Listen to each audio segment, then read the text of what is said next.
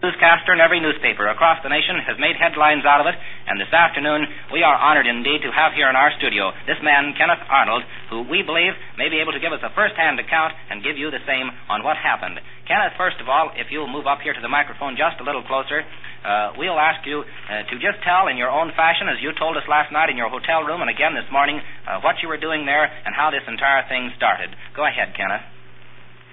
Well, at about 2:15, I took off from Chehalis, Washington, en route to Yakima, and of course every time that any of us fly over the country near Mount Rainier, we spend an hour or two in search of the marine plane that's never been found that they believe is in the snow someplace southwest of that particular area. That area is located at its elevation is about 10,000 foot, and I had made one sweep in close to Mount Rainier and down one of the canyons and was dragging it for any types of objects that might prove to be the marine ship. And as I come out of the canyon there, it was about 15 minutes. I was approximately 25 to 28 miles from Mount Rainier.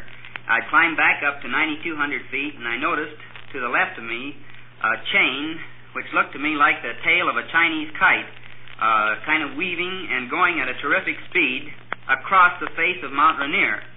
I at first thought they were geese because it flew like geese, but it was going so fast that I immediately changed my mind and decided it was a bunch of new jet planes in formation. Well, as the planes come to the edge of Mount Rainier, flying at about 160 degrees south, I thought I would clock them because it was such a clear day, and I didn't know where their destination was, but due to the fact that I had Mount St. Helens and Mount Adams to clock them by, I just thought I'd see just how fast they were going, since among pilots we argue about speed so much. And they seemed to flip and flash in the sun just like a mirror.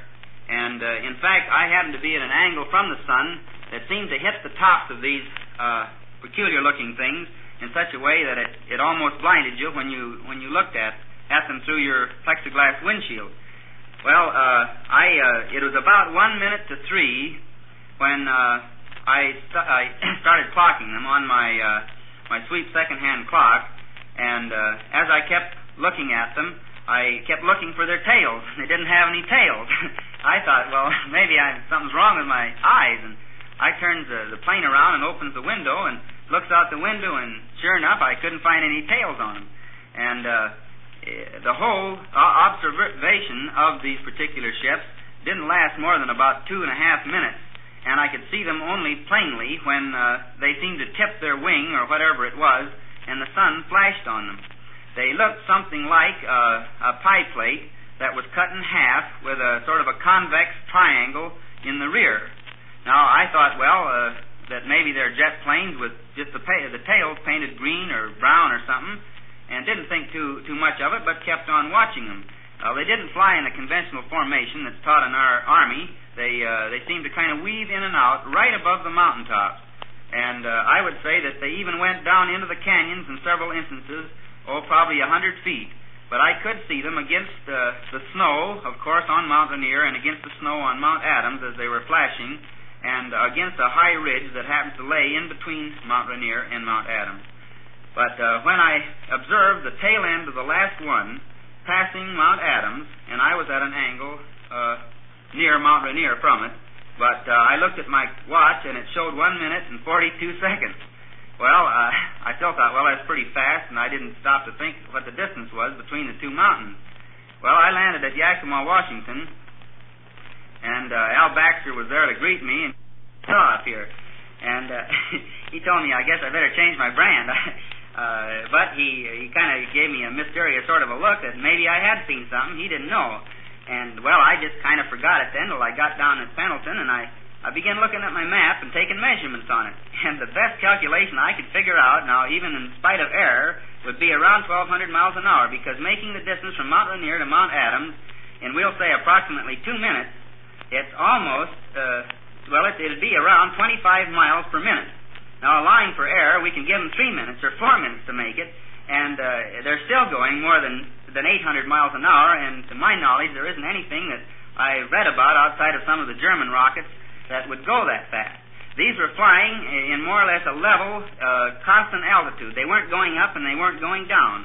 They were just simply flying straight and level, and I laughed when I told the fellows at Sound Like they sure must have had a tailwind, but it didn't seem to help me much.